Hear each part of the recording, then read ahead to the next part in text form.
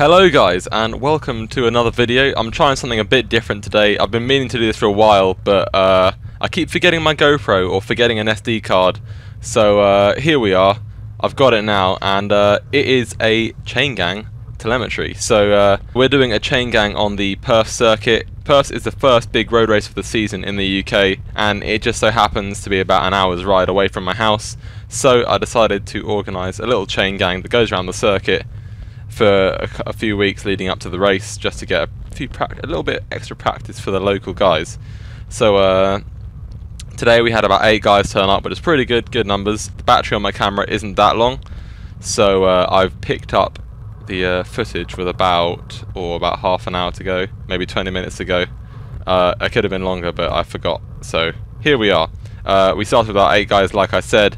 So this course is split into 2 circuits. We did 3 laps of the big starting circuit and then 1.5 laps of the secondary circuit, which you'll see later on when the telemetry comes up. Yeah, so there's a massive hill on the big circuit and a little one on the other circuit too. Gary attacked the second time up the hill, which dropped a few people, leaving only 3 of us left. And yeah, that's me, Ed and Gary, and yeah, here we are on the second circuit with 1.5 laps to go. Oh, and by the way, that grinding sound you can hear, that is the sweet, sweet sound of my front derailleur cable tension not being tight enough. Now, right here, yeah, Gary attacked again on this little rise, and it put me in a spot of bother, I'm not gonna lie. Yeah, had to close that gap, and I was like, ooh, my legs, they don't feel so good anymore. But it's okay, managed to get back on the wheel, it's all good. Yeah, just rolling through. And there's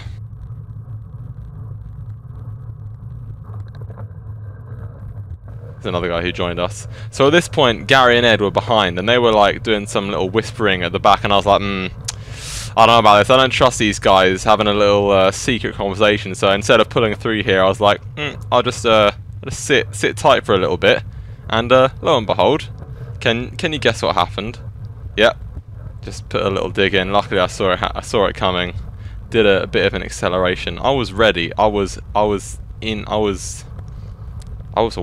I predicted it. Anyway, yeah, so coming up to the hill. This is the hill on the finishing circuit. In the race we only go up it once, but today I decided we'll go up it twice just to have a look a bit more. And Gary puts in another little dig. I said a little dig, it was a big dig. 30 seconds or so of like a lot of watts. Unfortunately, I don't have a power meter at the moment. It is sent off for repairs, but when I get it back, I will definitely be doing power overlays on these sorts of videos. But I can tell you, it's a substantial number of watts. Yeah. Again, I was in a little bit of difficulty here.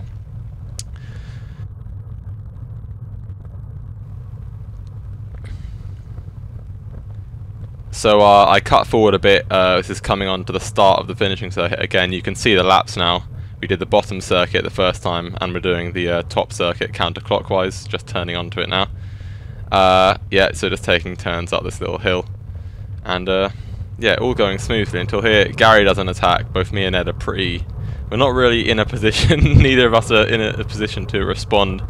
So we just sort of slowly just try and you know, get ourselves together despite being pretty tired. The problem is, Gary's a bit handy with time trials, so yeah, it's he opened the gap up pretty quickly. We sort of held it steady for a while, and then this is the final corner, coming up to the longish hill, where I say it's probably about a 3-minute effort from here, maybe 4 minutes, so maybe 2.5 minutes of actual like climbing on the hill. So Ed pulls through here. And I was thinking at this point, you know what? There's an actual chance. There's a small chance we could catch him. If something miraculous happened and he blew up, there's a chance. So I thought, okay, I'll start going pretty hard from pretty far out, because that's just what you need to do. I could see him, and obviously because the gradient's steeper and we're all moving slower, you know, it obviously makes it look like he's closer, because the same time gap has a much shorter distance. So I was like, oh, you know what, I might catch him. I started like opening up like really far out, and yeah, it wasn't happening. Unfortunately, it wasn't happening. I hit 190 BPM, which normally, or for last year at least, wouldn't be that high, but I haven't hit 190 BPM in a very, very long time, so it's definitely good to, this is pretty much the first time I've gone as deep as I have done this year, and there's always that point I find at the end of winter when you're like, oh, I forgot I could go this deep, and yeah, that's that time. Anyway, yeah, call it second place. I mean, yeah, it's definitely a race at the end of the day, and it's a lot of fun, and yeah, I hope you enjoy this sort of format of video.